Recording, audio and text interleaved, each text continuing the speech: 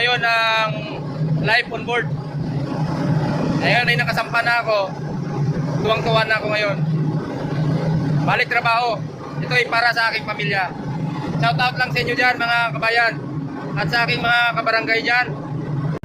Shout out sa mga nakakilala sa akin dyan. Andito kami ngayon sa Anggurahe ng Malta. Sa Malta kami.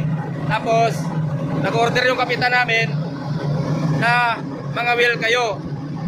Kailangan may hulik kayo. Kung wala kayong hulik, huwag muna kayong matulog hanggat wala kayong hulik.